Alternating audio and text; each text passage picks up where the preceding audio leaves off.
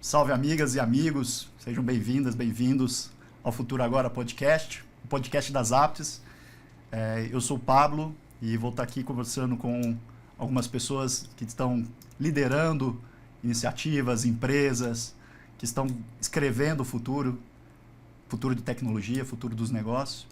E nesse primeiro episódio, muito especial para a gente, de lançamento desse podcast, a gente convidou aqui Marcílio Oliveira da Sensidia. Marcílio, bem-vindo ao nosso podcast. Marcílio, ele é co-founder e CGO, Chief Growth Officer da Sensidia, cofundador da Sensidia, uma multinacional brasileira, nascido em 2007, é referência no Brasil e no mundo em API Management, aliás, em tudo que é APIs, né, muito conhecida no Brasil e no mundo. E convidados especiais porque a Sensidia foi a primeira parceira das Apps, e a gente, como Zappos, o primeiro parceiro da Sensidia, primeira empresa parceira da Sensidia.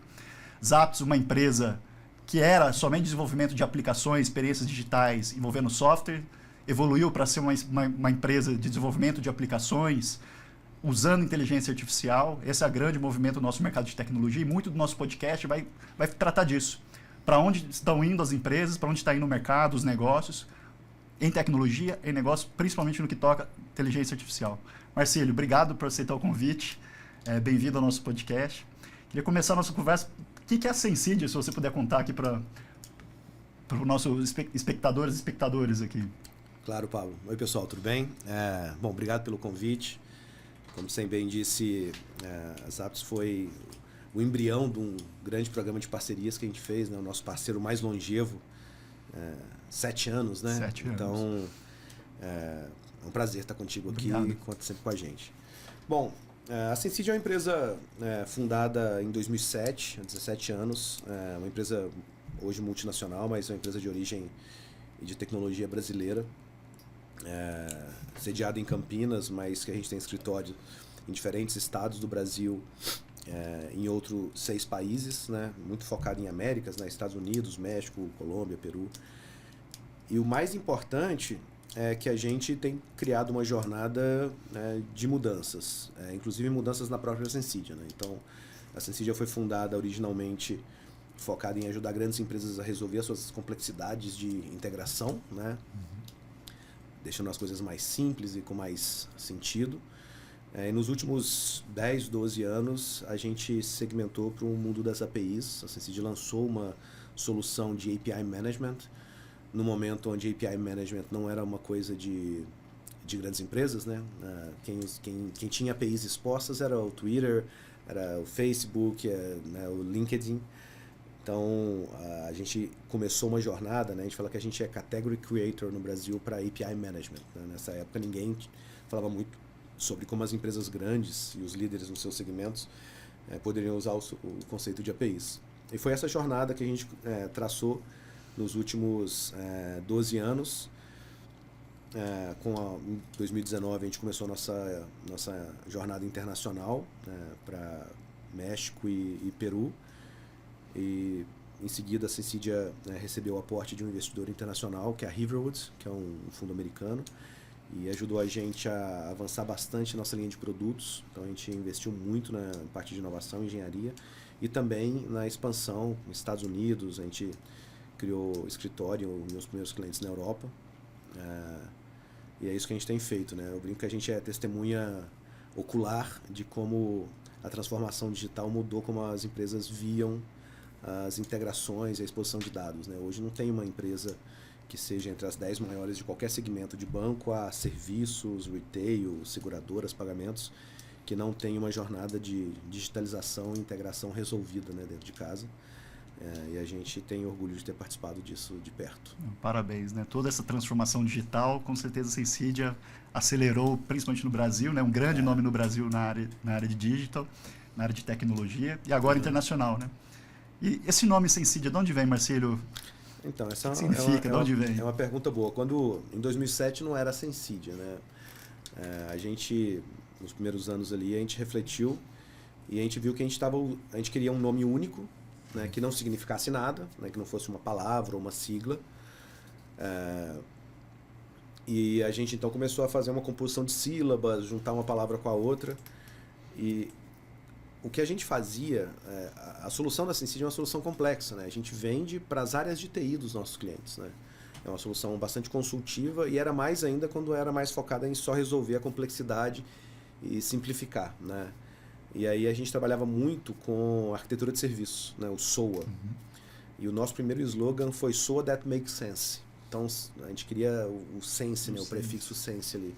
Então foi em cima disso. O Sensidia veio de sense e o DIA na frente. Que legal. Nem eu sabia disso, de onde é a origem do nome, por isso a pergunta. E você sabe que na Sensidia, eu e meu sócio Kleber, a gente tem uma rotina com as pessoas que entram na Sensidia. Há algum tempo atrás era um café, né, um almoço, aí a gente passou pela pandemia. Então todo mundo que entrava, no mês que entrava, a gente sempre fazia uma reunião, começou a virar uma conferência de Zoom, né, ou de Google Meeting. E as pessoas, a oportunidade delas fazerem reuniões one-on-one com a gente, né? E às vezes o pessoal tudo junto. E essa talvez seja uma das unanimidades das perguntas. Cara, mas tá bom. Por que Sensidia, né? Então, é um nome único. Muito então, conhecido. Eu brinco que a gente está ainda galgando um sonho de globalização, com os primeiros resultados positivos, mas principalmente garantindo que a gente continue liderando no Brasil. E a Sensidia tem umas coisas, por exemplo, a Sensidia ela se posicionou no Forrester Wave, que é um dos principais. Forrester é um dos principais grupos de pesquisa e análise de ferramentas no mundo. Então, em API Management, a Sensidia ela está lá no Forrester Wave, do quadrante mágico do Gartner. Então, é a única empresa brasileira que já teve esse posicionamento, né? A gente brinca que abaixo dos trópicos foi a primeira empresa que se posicionou. O que é muito legal, mas interessante que as pessoas quando vêm acham que é uma empresa francesa, né? Porque tem esses posicionamentos meio inéditos e tem esse nome diferente também. Já nasceu para ser global, Marcílio. Não, mas assim, um dos prefixos, um dos pré-requisitos para o nome era domínios.com disponível. Perfeito. E que não existisse outra Sensidia. E aí a gente começa a ver várias empresas que têm Sense, né? Sim. Tem imobiliárias com o nome de Sense, empresas de teste. Mas Sensidia é inédito. E é engraçado, porque se escreve Sensidia. E a gente estava nos Estados Unidos numa das conferências quando a gente estava desenhando o nome. E a gente escreveu o nome num papel e pediu para... A gente estava num restaurante ou num café e pediu para a pessoa que estava atendendo a gente ler. E como que se fala isso aqui? Ela falou Sensidia. Eu falei, então vai ficar Sensidia. Boa. Dá um pouquinho de dor de cabeça, porque quando a gente fala Sensidia no Brasil, as pessoas escrevem com I. Sim. Mas se mandar um e-mail .sensidia com I, chega para mim também. Sim. Mas no Brasil já não precisa explicar mais. Não, hoje está um pouco mais conhecido. Boa, Marcílio. E quem é o Marcílio da Sensidia? Cara, conta um pouquinho de você, Marcílio. Bom, são 17 anos, né? Então, minha vida, a Sensidia com a minha vida, ela se entrelaça muito, né? Eu sou mineiro, eu nasci no interior de Minas, morei na zona rural até os 9 anos. Morava num lugar chamado Fazenda Fortaleza. E assim, zona rural de verdade, né? Eu fui educado numa escola de fazenda, naquelas escolas... que é uma casinha de pau a pique, que tem uma professora que é minha madrinha. Minha madrinha me alfabetizou, então eu tinha 5 alunos que moravam naquela região. E ela falava, vocês 2 são primeira série, vocês 3 são segunda série, e até os 9 anos eu estudei nessa escola. Era uma escola de um córrego, que se chamava lá, na fazenda. E aí disso eu tenho as melhores histórias, né? Na Sensidia o pessoal adora que eu conto as histórias com os bichos, né? Assim, eu tinha um cavalinho de estimação, que eu morava a 4 km da escola. Eu ia a pé todo dia e voltava, e aí se chovesse muito eu tinha que ir de cavalo. Então tem várias histórias assim, né?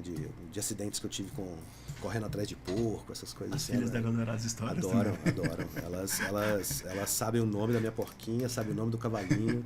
É uma pena porque eu não tenho fotos. Eu tinha uma foto do Pampinha, mas ela se perdeu em algum momento, assim. Então a gente não tem muito registro. Aí depois, com 9 anos, a gente se mudou para uma... Ainda não na cidade, a gente foi morar numa vila chamada Dom Correia, que a gente ficou até... Eu morei lá mais 4 anos. Mas também por quê? Porque na zona rural só tinha até 4ª série. Então eu saí, fiz até... hoje é o 9º ano, mas até a 8ª série nesse lugar, em Dom Correia, que foi onde eu desenvolvi minha adolescência. Me moldei ali como adolescente, jovem. Aí depois, com 14 anos, eu me mudei para outra cidade, que é uma cidade que eu me identifico muito, que se chama Caratinga. que é onde, né, de onde é minha mulher, onde minha família, parte da minha família mora também. Um abraço pro pessoal de Caratinga, vai estar todo mundo assistindo. Eu preciso mandar um abraço para todo mundo de Dom Correia e todo mundo de Caratinga. Não, Caratinga tem muita gente famosa. Inclusive um dos nossos filhos mais ilustres, talvez o mais ilustre, faleceu recentemente, que é o Ziraldo. Poxa. Ziraldo é uma pessoa ilustre da cidade, a gente tem lá um boneco, né? E é a cidade com a qual eu criei uma conexão até hoje, porque é de onde veio a minha mulher, então minha família, parte da minha família mora lá. Depois eu, ainda seguindo a trilha dos estudos, né? Eu fui para Viçosa estudar, fazer a Federal de Viçosa. Uma outra jornada bem interessante, assim, de onde eu trago amigos de longa data. E aí, com 21 anos, eu terminei a faculdade e vim para a Unicamp fazer mestrado, morar em Campinas, há 20 anos atrás. 21 agora, né? 21 anos atrás. E aí, no final do mestrado, a gente nasceu a Sensidia, né? Deu origem à Sensidia. Então, primeiro, Campinas é a cidade que eu mais morei na minha vida, né? Tenho uma identificação com a cidade, embora hoje eu acabo viajando muito, né? Então, mas é onde... a cidade que a gente escolheu para criar nossas filhas, né? E hoje eu sou casado com... Minha esposa é mineira e tem 2 filhas campineiras, paulistas, né? Sim. Que passam uma semana em Minas e voltam falando uai, sabe? Gostam de pão de queijo, assim. Tem alguma coisa ali no DNA que garante uma origem mineira, mas são campineiras. Boa, Marcílio. E por que você escolheu tecnologia? Da onde que veio a tecnologia da tua vida? Cara, boa. Eu tenho um irmão que é mais velho que eu e ele seguiu a carreira de tecnologia antes. E eu acho que me inspirava sempre. E sempre tinha a história de que para fazer tecnologia, você tem que ser bom de matemática, né? E eu sempre fui completamente apaixonado por questões de análise matemática, né? De estatística e tal. Então eu me via fazendo isso. Considerei outras coisas, mas sempre inspirado em pessoas, né? Eu acho que eu vou ser médico, acho que eu vou ser dentista, coisas nada a ver, assim. Aí eu lembro que eu fiz um exame vocacional no meu ensino médio, em Caratinga, e esperando para ver o que vinha, né? Aí eu lembro da diretora da escola falando comigo assim: Marcílio, você tem um dom. Eu falei, qual dom, tia Vera? Ela falou, você pode ser qualquer coisa. Pô, não ajudou em nada. Você foi bem aqui, você foi mal aqui, mas no final, se você quiser fazer isso, você pode fazer. Não, mas a ideia aqui não era me ajudar. Pra escolha, né? não ajuda, né? Então eu lembro direitinho, assim, eu tinha 13 anos quando a gente fez esse exame vocacional. Ou eu não tinha vocação para nada, né? Ou eu tinha vocação para muitas coisas. Talvez ela não me explicou bem. E aí eu sempre sonhei, né, de seguir a carreira em tecnologia. No final, claramente, essa se tornou uma área apaixonante, né? Assim, é onde eu vivo isso, né? Na verdade, hoje todo mundo vive um pouco de tecnologia. Mas eu tive um pouco de influência em casa que, embora nascido em zona rural, meus pais... minha mãe tem 4ª série, meu pai foi até a 6ª série, mas assim, a minha jornada ela se funde muito com a educação, né? Quando eu vim para Campinas, assim que eu acabei o mestrado, com 23, 24 anos, eu dava aula no MBA, do IBTA, e eu lembro que geralmente eu era o cara mais novo da sala, assim, né? Aí eu lembro que eu parei de dar aula quando eu comecei a ser o cara mais velho. Quando eu comecei, porque eu falei, esses caras estão sabendo uns negócios que eu não sei, sabe? A tecnologia foi muito rápida e para mim sempre foi um side job, assim. Eu sempre fui apaixonado por dar aula, por estudar, mas eu me lembro que, eu até brinco, né? No final eu já era o mais velho da sala, e não dava para ser o professor mais velho, eu gostava que eu era o professor mais novo. Começaram a me chamar de senhor, eu parei de dar aula, mas a educação sempre puxou muito as decisões, inclusive as minhas mudanças de cidade até hoje 100% foram puxadas por questões de educação. Que legal, que legal. E você acha que essa conexão com a educação, a tua experiência, ajudou principalmente na atividade que a gente tem como empreendedor, né, que é vender, né? Vender a ideia, seja primeiro para os sócios, para as pessoas que vão trabalhar com a gente, para cliente, para investidor, né? Todo momento a gente, quando empreende, vende, né? Você acha que isso ajudou? Porque você tem um jeito bem didático de explicar as coisas, né? Então, cara, eu não sei em que momento, porque eu sou um cara formado em ciência da computação, eu fiz o meu mestrado no Instituto de Computação da Unicamp, eu dava aula de arquitetura. Só alguns anos depois eu fui dar aula na Instituto de Inovação da Unicamp em empreendedorismo, né? Mas eu sempre fui um cara técnico, originalmente técnico. Eu não sei em que momento falou, cara, eu posso trabalhar com vendas, sabe? Foi um negócio meio... comecei a ajudar o time de vendas a pensar, a fazer pré-venda e tal. No final eu falei, cara, eu acho que não tem a ver com esse estereótipo de vendedor, mas as aulas me ajudaram muito a conseguir organizar e falar sobre as ideias. Por exemplo, uma das coisas que a Sensidia fez muito no início, tipo a XP, né? A XP, quando o Ben Shimol fala da origem da XP, ela virou uma empresa em algum momento de educação, que ela dava cursos de investimento. Isso nada mais é uma forma de se manter a empresa gerando receita, né? Gerando caixa. A Sensidia é uma empresa bootstrap. Em 2017 a gente fundou, a gente rodou ela sem nenhum tipo de investimento, ou com pouquíssimos investimentos, né? Até 2021, quando a Riverwood entrou. E aí teve uma parte onde treinamentos foram uma parte importante do negócio da Sensidia. A gente dava treinamentos em arquitetura de software e tal. E eu, éramos 2 pessoas, né? Então eu era uma das pessoas que dava treinamento. Depois a gente contratou outras pessoas que também davam treinamento. Então isso me ajudou na carreira profissional. E eu acho que na oratória, na forma de você explicar as ideias, não tenho dúvida que eu não sei se é a educação, mas eu acho que o fato de ter sido professor, dado aula, né, sempre como um side job, sábado durante o dia, durante a semana, durante a noite, eu acho que ajudou bastante também, sabe?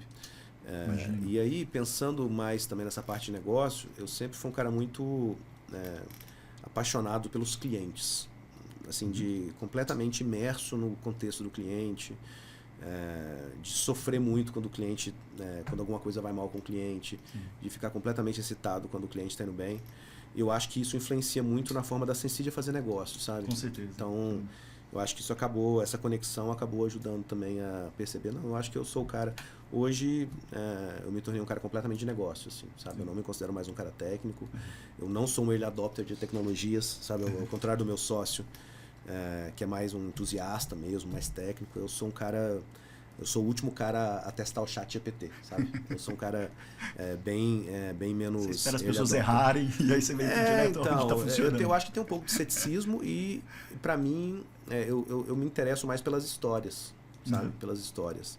Inclusive as histórias dos clientes também. Legal, Marcílio.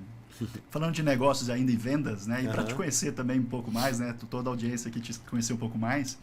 Se alguém quiser vender algo para o Marcílio, que dica você dá para essa pessoa? Hoje a gente é tão bombardeado, né, por ofertas, todo mundo querendo chamar nossa atenção, todo mundo querendo uma reunião, tomar um café com você, né, Marcílio? Que dica você daria para uma pessoa que quer se encontrar, tomar um café com o Marcílio e te vender algo, Marcílio?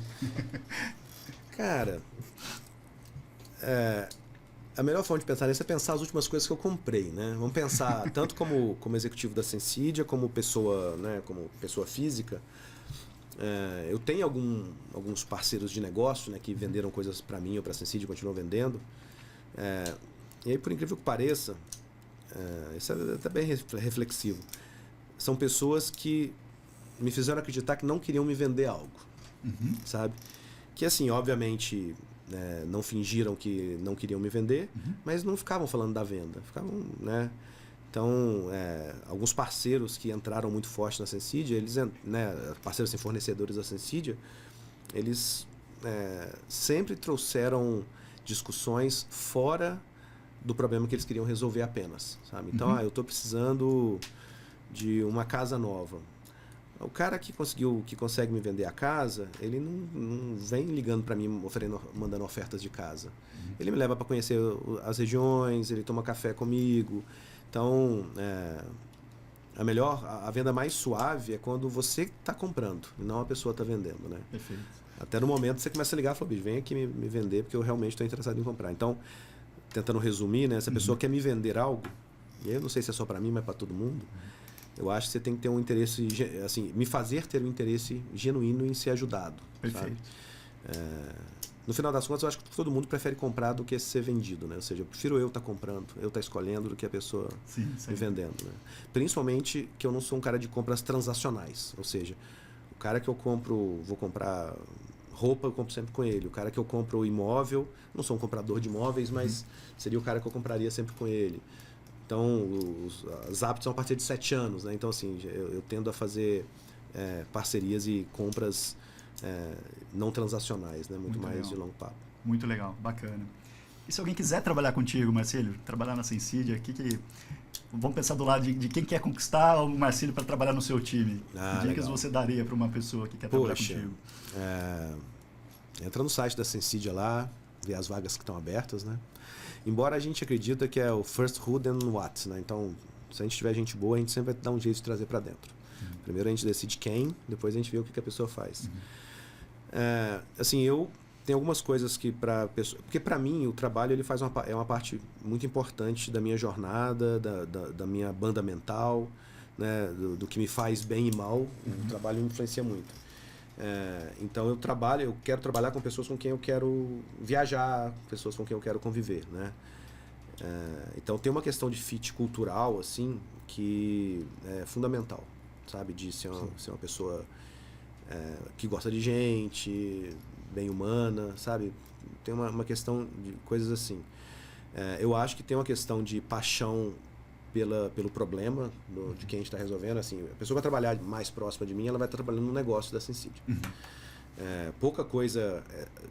o que não está na Sensidia ou na minha família ganha muito pouco da minha atenção, sabe? Eu sou um cara de hobbies raros, então eu vou começar a pedalar, eu pedalo pouco, já paro porque está tomando muito tempo, sabe? Então, assim, dificilmente eu tenho algum tipo de prioridade para coisas que não é minha família, que é o número 1, e a Sensidia. Então, assim, a Sensidia ela ocupa uma parte grande. Essa pessoa sempre tem que ser a pessoa com quem eu gosto de trabalhar, que tem uma questão de fit cultural muito grande e que tem interesse por resolver os problemas, assim, se apaixone pelos problemas, sabe? Acho que esse é o principal. Hoje eu avalio muito o quanto essa pessoa se conecta com os outros, como ela consegue liderar outras pessoas também, para mim é muito importante. Legal, sim. Boa, muito bom te conhecer mais e dar dicas aí para todo mundo que quer trabalhar na Sensidia também, ou quer fazer negócios com o Marcílio e com a Sensidia. Eu vou entrar agora numa parte de falar mais de inteligência artificial, que é o tema da vez, né? Dou disclaimer aqui para nossa audiência, que a gente não quer falar mais do mesmo de AI, eu acho que está um pouco todo mundo cansado, muito se fala, é muito mais do mesmo, né? Mas até fazendo esse link do assunto pessoal, conhecendo o Marcílio e inteligência artificial, né? Se hoje você pudesse substituir alguma atividade hoje do seu dia a dia por inteligência artificial que você não substitui ainda, o que você escolheria para a inteligência artificial te ajudar hoje no seu dia a dia, Marcílio? Eu acho que tem coisas que ela não vai resolver. Quando você fala alguma coisa que ela pudesse fazer com você, primeiro é academia, né? Mas eu acho que não, acho que essa resposta não é válida. Está longe ainda, então, um pouco. Não sei, né? Quem sabe no mundo mais utópico. Sim. Hoje eu tenho um desafio muito. Eu faço o que eu gosto de fazer, sabe? Se eu pudesse, eu diminuiria os meus tempos de viagem. Então, essa semana, pelo menos uma vez por mês, eu estou em algum país e eu perco muito tempo nesses translados, né? Assim, mesmo para América Latina. Semana passada eu estava em Barranquilla, num evento grande de fintech, e eu estava num painel. E Barranquilla na Colômbia, é perto daqui, 12 horas de translado, né? Então eu sempre perco 24 horas, e geralmente ou eu faço isso à noite e me canso, ou eu faço durante o dia e perco o dia. Então esse é um problema que a inteligência artificial podia ajudar a resolver, aproximar os pontos, né? Talvez ser mais virtual. Embora eu seja um cara completamente a favor do presencial, tá? Eu sou o cara que já desmontou o home office, assim, na minha casa eu não tenho mais, eu vou para os clientes, eu vou para os clientes. Mas assim, e outra coisa, pensando em problemas que eu tenho dificuldade de resolver, as atividades que eu faço hoje, eu faço coisas que eu realmente gosto. Eu não queria substituir nada do trabalho que não fosse questões de organização de agenda e coisas que me ajudam a dar mais foco. Então eu resolveria coisas que me tiram foco. Embora posso dizer que eu tenho muito apoio para isso também, né? Mas eu tiraria questões mais burocráticas, sabe? Por exemplo, check-up. Esse é um exemplo bom. Inclusive eu acabei de desmarcar o meu. Eu faço anualmente um check-up de saúde que dura quase o dia inteiro. Isso é uma coisa que a inteligência artificial podia fazer, né? Alguma implantação de chip que todo mês ele fizesse os exames para mim com um chip implantado. Muito legal. Inclusive eu estava outro dia conversando com um parceiro nosso falando de inteligência artificial para saúde. Acho que a gente pode falar daqui a pouco sobre isso. Mas assim, pensando aqui, eu acho que esse seria um caminho. Eu queria que ela monitorasse melhor minha saúde. Muito bom. Porque, ou a gente gasta tempo com isso, e aí não estou falando dela cuidar da saúde, ir na academia, assim, não. Considerando que eu faço tudo, a gente tem que ter os check-ups, né? Sim. Que esse check-up pudesse ser feito sem eu precisar passar um dia na clínica, porque ou eu faço o dia ou eu desmarco. Eu tinha um check-up ontem que foi desmarcado, por exemplo, né? Então essa seria uma aposta que eu faria. Se você tiver que fundar alguma coisa assim, eu entro Eu como acho que sócio. fica dicas aqui para os nossos eu entro como empreendedores, sócio. né? Também tô afim também, Marcílio. Empreendedores ou as empresas de saúde que são nossos clientes também, né? Resolver tá meu cheio de check-up, ideias né? aí. Boa, legal. E ainda falando de AI, né, Marcílio, eu comentei assim, muito se fala, né? O que você tem visto no mercado, em contato com os clientes, nos eventos que você tem indo, né? O que realmente está acontecendo hoje em dia de inteligência artificial e o que as pessoas estão falando e de repente você está identificando, olha, isso aqui ainda não chegamos nesse ponto, está sendo muito falado. Se a gente separar o joio do trigo falando de inteligência artificial, o que você enxerga, o que você tem ouvido, Marcílio? Cara, assim, primeiro que eu acho que o Gartner tem o Hype Cycle, que ele fala que toda grande inovação ela passa por um ciclo de vida, né? Tem o que eles chamam de Hype Cycle, ou seja, passa por um hype que quando é lançada entra num super hype, depois tem um vale da desilusão. Sim. E depois você começa a entrar na rampa da iluminação, né? Que nunca vai ser como era no hype. Acho que a gente está muito próximo do platô do vale da desilusão com a inteligência artificial. E aí eu acho que tem um pouco de expectativa, mas eu acho que tem um pouco de todo mundo querendo falar sobre isso, até porque é obrigado a falar sobre isso, né? Então, assim, o que eu posso dizer sobre inteligência artificial? Eu posso dizer o que eu tenho visto acontecendo. Tava almoçando ontem com um cliente, ele falando exatamente sobre isso. Ele falou, cara, vários fornecedores vieram falar comigo aqui sobre inteligência artificial. E aí teve um que mostrou um vídeo muito bonito, e quando eu perguntei o preço, o cara falou, não, isso nem está vendo ainda. Então, assim, né, estamos fazendo... Esse é o pré-MVP, né?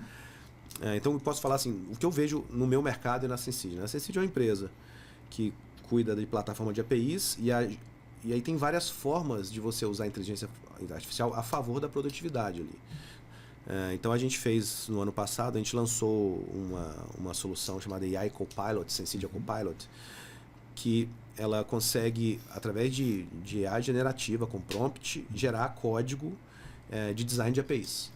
Só que a gente não lançou isso para o mercado. A gente fez um laboratório interno e eu, como muito cético, falei, cara, não sei se isso vai gerar o design, o Swagger, né, todo o design e o portal da API, só quando eu treinar nos padrões a engine. E aí o time fez uma série de demonstrações, e a primeira demonstração que eles fizeram foi de um salão de barbeiro. A gente vai fazer uma API para gerenciamento de salão de barbeiro. E realmente, cria uma API para fazer a gestão dos funcionários e gestão de clientes. Cara, agendamento, tudo. Criado automático, numa produtividade gigante, já com portal pronto, sandbox, tudo. Eu falei, nossa, muito legal, mas a gente não tem nenhum cliente que é salão de beleza, né? Então, o que a gente fez? A gente precisa trazer clientes que façam isso. Então, a gente trouxe, inclusive, tem um cliente nosso chamado Wiza, que é uma empresa é uma usina, produção de açúcar do Centro-Oeste, que tem uma pegada de inovação muito grande, que faz toda a rastreabilidade da pegada de carbono. Então, você compra o pacote de açúcar deles, tem um QR Code, você consegue ver a pegada de carbono que eles geraram, né? E você consegue comprar crédito, enfim. Inclusive, eles usam blockchain para fazer a rastreabilidade da pegada, então é bem interessante. Então ele falou, esse cara é um cara que pensa diferente, é um mercado que não é um mercado padrão, que, né, então a gente começou a rodar o Copilot junto com eles, e os exercícios foram espetaculares, né, de dar entre 50% e 80% de produtividade na criação de novas APIs. E APIs assim, de negócio, sabe? Principalmente a questão mais padronizada. Então, assim, nomenclatura, tudo fica muito perfeito. Então, o que o arquiteto demoraria 24, talvez uma semana, ou meia semana, 24, 40 horas, cara, em meio período ele conseguia revisar e deixar pronto. Então, assim, eu percebo a inteligência artificial como uma ferramenta de produtividade dentro do contexto da Sensid. Além disso, a inteligência artificial ela é muito empoderada pelo acesso a dados, né? E hoje, cara, entre nós, os dados, o pipe de dados entre ferramentas e entre produtos e bases de dados são APIs. Né? O evento da Sensid esse ano, a gente tinha uma conferência anual chamada PIX. O tema foi Impossible Was Yesterday. E a gente abriu falando de There is no AI without API. Não tem AI sem APIs. Todos os projetos dos nossos clientes que falam de inteligência artificial, eles precisam de API para habilitar os dados para jogar na engine. Então, a gente está sendo impactado positivamente de duas formas. A gente está melhorando os nossos produtos para que eles gerem diferencial para oferecer para os nossos clientes. E a gente só lançou o Copilot esse ano depois de 2 clientes estarem usando. Então, quem lançou foram os clientes. E além disso, a gente também tem sido o mecanismo de habilitação para os nossos clientes fazerem soluções de... por exemplo, a rede de shoppings Alliance, eles criaram uma solução baseada em engine de AI generativa mesmo, para ajudar na análise de comportamento das lojas do shopping. A Alliance hoje, ela comprou, comprou a rede de shopping Sonai, depois comprou BR Mall, se tornou Ailus, que hoje é a maior rede de shoppings do Brasil. Milhares de clientes e fornecedores de lojas, com 3 BIs diferentes, então dados espalhados em shoppings em 25 estados.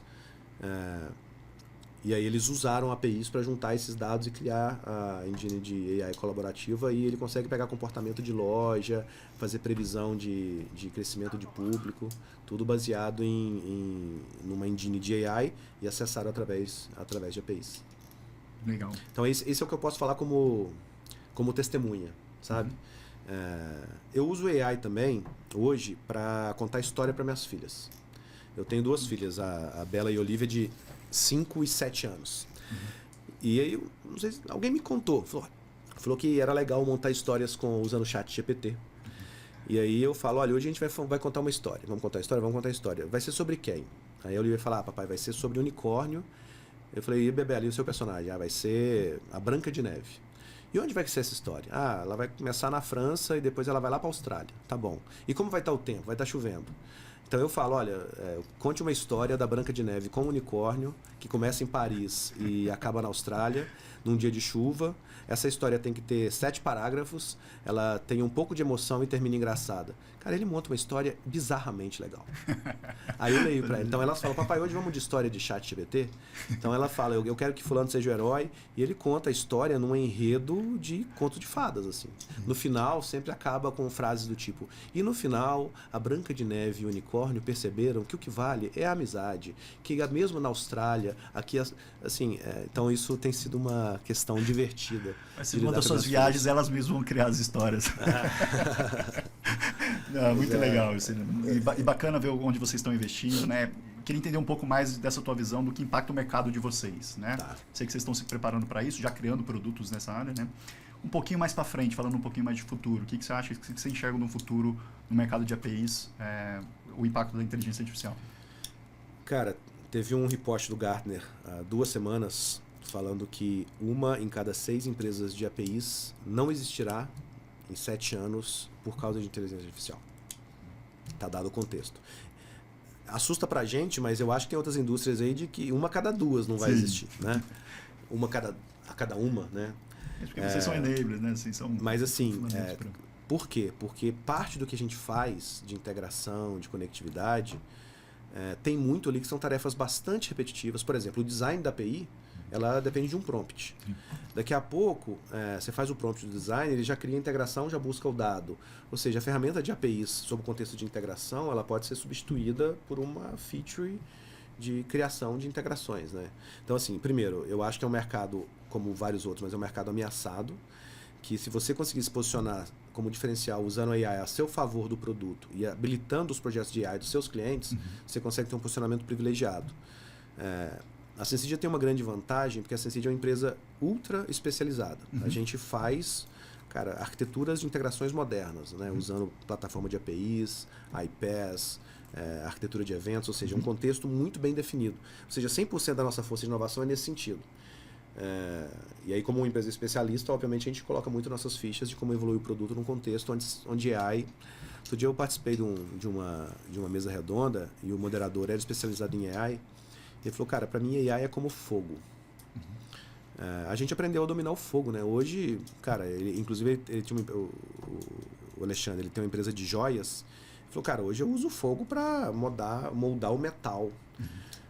Mas, cara, lá no interior de São Paulo tá pegando fogo na mata. E aí, vamos proibir o fogo ou vamos usar o fogo? Você falou, cara, para mim o AI vai ser controlado como fogo. A gente não vai pensar mais que a gente está usando AI. Do mesmo jeito que a gente pensa, olha, eu vou usar o fogo que alguém inventou um dia, que a gente descobriu, né? Mesmo sabendo que tem bons e maus usos, né? Então, eu acredito que vai ser uma coisa muito mais natural no futuro. E a gente tem a responsabilidade de posicionar a nossa plataforma num contexto onde ela seja habilitadora dos projetos, que isso é inevitável. Perfeito, perfeito. Marcílio, explorando um lado seu mais futurista, queria fazer pergunta de qual a sua visão, mais utópica mesmo, para os negócios, como é que vai ser o futuro dos negócios com a inteligência artificial na tua visão? Uma visão mais utópica, mais viajante mesmo, o que você consegue explorar ao máximo aí de onde a gente vai poder chegar com os negócios? Tá bom. Cara, pensando em utópico, assim, tem algumas coisas que eu gostaria muito, né? A gente até falou um pouco. Eu acho que...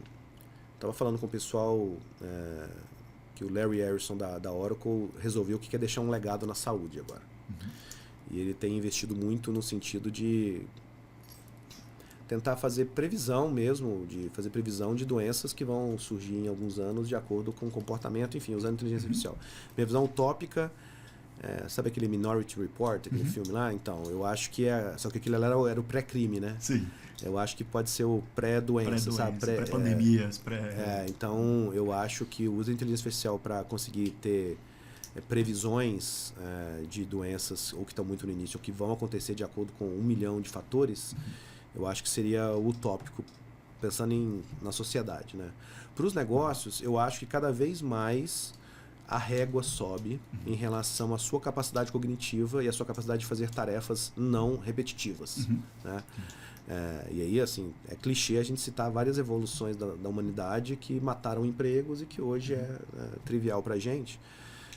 Eu acho que exige da gente um pouco mais de visão analítica e menos operacional e repetitiva, porque cada vez mais as ferramentas de inteligência artificial vão conseguir fazer coisas que são pré-moldadas, né? Perfeito. A gente falou aqui do valor do tempo e quanto a gente valoriza, né? Tudo, Pois é, né?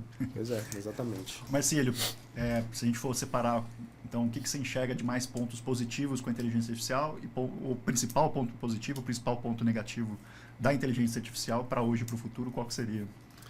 Cara, eu não sou um futurólogo, nem um grande especialista. Eu estou explorando esse seu lado mesmo.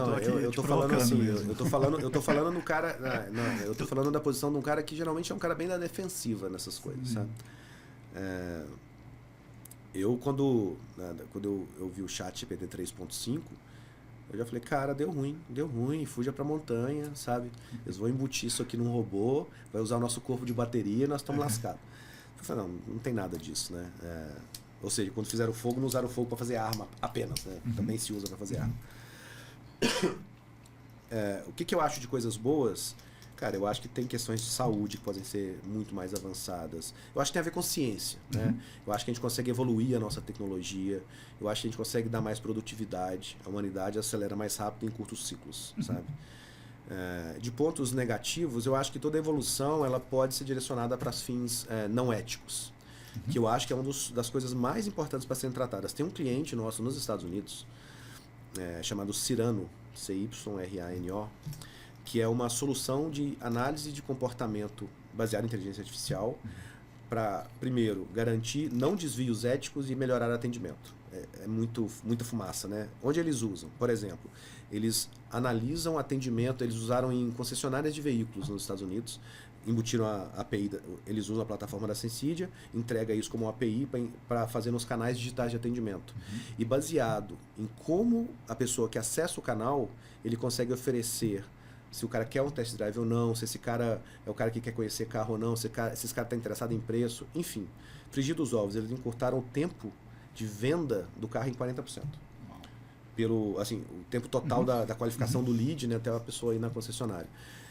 E um dos pilares da Cyrano é viés ético no uso de inteligência artificial. Ou seja, inclusive analisando comportamentos éticos das pessoas de vendas de carros. Então, e eu conheço, o fundador da Cyrano é um psicólogo, não é um cara de tecnologia. E ele pessoalmente, ele veio para o Brasil palestrar num evento nosso, ele pessoalmente tem um engajamento muito grande com isso, né? Na comunidade, de como que a gente garante ou consegue observar o uso não ético. E, na verdade, assim, qual é a definição de uso ético ou não para a inteligência artificial? Você acha que esse ponto as discussões de ética, governança da inteligência artificial são mais críticas do que a própria tecnologia? Então, cara, eu acho que são, Mas a governança também, ela deixa todo mundo meio inseguro, né? Porque eu brinco que governar é bom, ruim é ser governado, né? Sim. Se for eu que defini os padrões, tudo bem. Mas eu acho que assim, não se fala em regulação, mas eu acho que a gente tem que ter os limites de definição do que é ético ou não, por mais óbvio que pode ser. E a gente tem que criar algum tipo de régua, né, na sociedade, né? A gente tem isso para quase tudo, né? A gente tem para rede social, né? O Brasil passa por um momento onde a gente fica inseguro em relação à governança, né? A regras e né, muito se fala sobre, né, o bloqueio do X, não bloqueio do X. Esse é um negócio que é mais um dos pontos que polariza as opiniões no Brasil, opiniões políticas, né? Então isso sempre dá receio para a gente falar de regulação. Mas eu acho que minimamente a gente tem que ter algum tipo de consenso, inclusive do mesmo jeito que a gente tem os créditos, onde os países, alguns, a maioria, assumem de não desmatamento, de poluição, de geração de gás carbônico. Eu acho que tinha que ter algumas regras mínimas de limites para uso. Assim. Legal. Marcílio, e o que você daria, o que você imagina de dicas aqui para profissionais, empreendedores, executivos? Qual a nova mentalidade que vai requerer, né, para esse novo futuro com inteligência artificial para ser desenvolvida nessas pessoas, para todos aqui, né, empreendedores, executivos, que estão nos assistindo? Eu acho que tem uma questão que é muito minha, que é a gente vai ter que ser cada vez mais humano e mais capaz de ler pessoas, assim, sabe?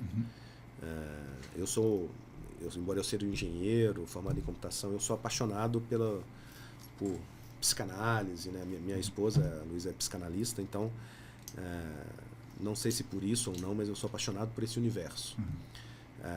E eu acho que a capacidade de você lidar e se relacionar e ler as pessoas, ela é muito importante. E essa talvez seja uma barreira que será impossível de ser quebrada, sendo mais realista, por inteligência artificial. O sentimento, né, e etc. Então eu acho que as pessoas têm que ser cada vez mais humanas. Sabe, eu acho que a gente vai ter que ser cada vez menos...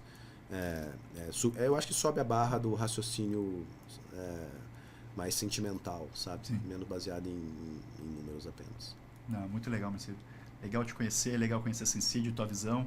Para encerrar nosso bate-papo aqui, é coisa que eu sei que o público vai gostar, mas é um pedido meu. Eu queria 3 dicas, né? Uma de livro, uma de filme ou série, e uma de ferramenta de trabalho que, de repente, o que você indicaria aí? Não necessariamente relacionada à tecnologia e inteligência artificial, mas uma dica de livro, de um filme, uma série e de uma ferramenta. Bom, livro. Cara, tem um livro que eu li faz uns... Esse eu já li faz uns 3 anos, mas eu citei ele ontem, numa reunião que eu tava com o meu time. Chama Hard Things About Hard Things. Você deve ter lido esse livro. Esse é o livro que todo empreendedor... O Tiba, nosso CEO das Apps, ele falou que tem de cabeceira ele. Que em português é situações... O lado difícil. O lado difícil das situações difíceis. Coisas... Hard Things About Hard Things. Sim. É uma jornada assustadora de um empreendedor que se deu super bem no final, mas que você olha e fala assim, bicho, realmente poucas pessoas cruzam esse abismo aqui, né? E aí nesse livro, inclusive, só para completar, tem uma citação dele que é muito boa, que ele fala que a vida do empreendedor, ela tem 2 momentos, apenas 2 momentos, euforia e pavor. Ou você tá eufórico ou você tá apavorado, você nunca tá de boa, sabe? E aí eu tava falando sobre isso porque a gente tava discutindo uma reunião que tava muito boa, depois ficou muito ruim, depois foi muito boa. Eu falei, cara, essa reunião foi a vida do empreendedor. Existe um glamour sobre o empreendedorismo que às vezes, né, as pessoas vêm perguntando para mim, né, como que é empreender, né? Acho que a gente que sabe a real, né, é bem por aí mesmo. Você sabe que eu vi a entrevista do cara que fundou o Peixe Urbano, no Brasil, eu não sei se era o Peixe Urbano ou algum outro compra coletiva, que teve aquele boom, né, que assim, o cara voando, e depois todo mundo sabe que fim levou, mas... e aí como é que foi, né? Cara, vocês surfaram a onda. E ele respondeu, cara, sabe o que é o mais engraçado? Realmente, as pessoas olhando de longe achavam que eu tava surfando a onda. Eu tava tomando um monte de caldo. Eu não tinha nem prancha. Então, assim, com a gente acontece, e aí, tá tudo bem? Tá surfando a onda? Eu falei, cara, eu já tomei 3 caldos hoje já. Então, realmente, tem uma visão glamourizada. Eu acho que, cara, o empreendedor, no final das contas, ele é um pouco de funcionário dele mesmo, sabe? Eu mesmo, na minha posição na Sensídio, eu tenho várias pessoas que em vários momentos eu coloco elas como meus líderes, meus chefes, sabe? Não vejo nada de glamour nisso, não. E essa Hard Things About Hard Things, ele narra uma história real, inclusive, né? Excelente. E diga um filme ou série, não sei se você está conseguindo assistir, Não, talvez cara, no avião. Eu sou um cara apaixonado pela Marvel, e então meus voos eu que eu quero ver sem me cansar, eu vejo mais de uma vez o mesmo filme de boa. Cara, e séries eu vejo muito com a minha esposa. Você quer um filme e uma série? Pode ser. Tá. Bom, eu vou tentar sair do óbvio. Eu vou falar, né, assim, sou apaixonado pela Marvel, então eu gabaritei todos os filmes da Marvel, mas aí eu acho que, pelo perfil da nossa audiência, todo mundo vai ter visto. Tem um filme que eu vi há muitos anos, que até hoje eu me lembro, e não é querer bancar uma de cult e tal, mas que ele mostra Hard Things About Hard Things. Chama O Escafandro e a Borboleta. É um cara que teve um problema, e é baseado em uma história real, né? Só assista. Isso eu não assisti. Só assista. Eu assisti no cinema, era um cinema, não eram os blockbusters, mas ele se conecta com essa história de quando tem as coisas difíceis e tem as coisas difíceis quando você está num momento difícil. Esse filme ele se conecta muito com Hard Things About Hard Things. Uau. Vou assistir. Esse tá na minha... O Escafandro e a Borboleta. Isso você, assim, com certeza ele passa em uma das plataformas. Não se assuste com os primeiros 15 minutos do filme. Você vai conseguir assistir no final, você vai ficar pensando como a vida é boa. Já tô super curioso. E de ferramenta, tem algo assim, além do WhatsApp, que imagino que seja a principal ferramenta? Ferramentas... Eu sei que você não é o early adopter, você já contou isso, né? Não, você espera não a galera sou, usar, cara, assim, né? Eu tava falando com o nosso diretor de parcerias que comprou como é que chama? Um Take Note. Ele comprou o Remarkable 2. Meu sócio, Remarkable 2. O Kleber, meu sócio, usa aquilo há 2 anos, cara. Eu fico olhando que legal. É mas tipo um iPad feito para escrever, né? O Remarkable, ele é feito para escrita. Então, a sensação de escrita é muito boa. É muito legal. Então, você olha, é um iPad? Não, é um negócio que só serve para você fazer anotação. Você não abre outros aplicativos, não, né? Você não navega na internet. Gera o PDF ou coisa. É muito legal mesmo. Então, e assim, realmente, você está anotando, é o mais próximo de um bloco de notas. Eu ainda escrevo um bloquinho de notas, assim, sabe? Hoje caiu minhas folhinhas lá nas apps. Não, isso aí é minhas anotações da reunião de ontem. Tem que tirar foto, né? Sim. Mas as ferramentas que eu uso, elas dizem muito sobre o que eu faço, inclusive. Bom, o WhatsApp para mim é uma ferramenta de trabalho fundamental, porque muito do que eu faço tem a ver com conexão, não tem jeito. Eu uso muito bloco de anotações em papel, sabe, de lembrete, e uso muito a parte, tenho usado muito com mais disciplina calendário e planilha. Minha esposa fala que minha esposa, como eu falei, ela é psicóloga, né? Então ela deve lembrar das 7 planilhas que ela usa na vida, né? Eu faço 7 planilhas por semana. Sim. E aí, assim, são ferramentas, veja, não falei nenhuma ferramenta que foi lançada nos últimos 10 anos. Foi ferramenta com mais de 10 específico, anos. você está criando as aplicações ali. Não, então para mim, o meu dia a dia, com o que você sobrevive? Eu sobrevivo com planilhas, bloco de nota, WhatsApp, calendário. Boa. Não uso nenhuma ferramenta. Assim, tenho usado outras ferramentas paralelas, né? Outro dia eu estava vendo, inclusive usando inteligência artificial, mas eu vivo sem isso, sabe? Eu sou o cara que eu preciso, que eu não consigo viver, são as ferramentas tradicionais que envolvem produtividade, comunicação e organização, né? Comunicação, porque eu me comunico muito, produtividade porque eu sou muito acelerado e organização porque eu sou completamente desorganizado. Então são as ferramentas que eu não consigo ficar sem. Boa. Obrigado pelas dicas. Aliás, obrigado pela aula. Bom te conhecer mais, Marcílio. Vamos conhecer a Cecília. Agradeço você participar do primeiro episódio aqui desse nosso novo podcast, Futuro Agora. O lema aqui é a gente olhar para o futuro, mas o futuro, se tudo é para ontem, o futuro é agora, né? Então, futuro agora é por isso, né? Então, ajudar a gente a construir essa visão de futuro, né? Queria realmente te agradecer os 10 anos de parceria, aliás, os 7 anos de parceria, né? A Zappos está completando esse ano 10 anos de existência, sendo que dos 10, 7 são como parceiro da Sensid. A gente aprendeu, trocou muitos projetos, muitos clientes em comum, muito aprendizado, então agradeço também por isso. E a gente preparou um presente aqui para te agradecer a sua visita. Não sei se você vai gostar. Talvez... que legal. Posso abrir? Por favor. Vamos ver se você vai te inspirar, talvez, para algum evento que aconteça hoje à noite. Que a gente vai acabar se encontrando de alguma forma hoje à noite também. Hoje à noite, cara, se for alguma... Pra ser hoje à noite tem que ser um livro infantil, alguma coisa assim. Então, pode ser. Porque hoje, como eu te falei, a minha obrigação hoje é cuidar da minha filha. Eu acho que vai ajudar também nessa parte também, viu, Marcílio? Espero que você goste. Não. Eu tenho 2 horas de intervalo que é pra ver o jogo do Galo. Aí. Legal, cara. Queria mandar um abraço aqui. O Brasil é do Galo. Podia ter me dado no início, queria deixar aqui durante o podcast. Marcílio, torcedor fanático aí do Atlético Mineiro, do Galo. Pelas fotos é do Campeonato Brasileiro de 2022, né? É isso. Hoje, no dia que a gente tá gravando, vai ter Galo e São Paulo. Galo e São Paulo. Eu sou São Paulino, Marcílio é do Galo. Nos veremos, verdade. Nos veremos. Cara, obrigado pelo convite. Obrigado. Vocês são o tipo de gente que faz a gente gostar de trabalhar. Assim, os encontros são sempre bons. Falei com o seu time hoje, né, que é o tipo de empresa que a gente acha que a gente consegue mais ver valor de conectividade, de parceria. São pessoas que a gente admira muito. Parabéns pelos 10 anos das Aptos e conte com a gente pelos próximos 10 aí. Obrigado, tamo junto, Marcílio. Beleza? Obrigado, cara. Queria agradecer também a nossa audiência, obrigado por ter assistido.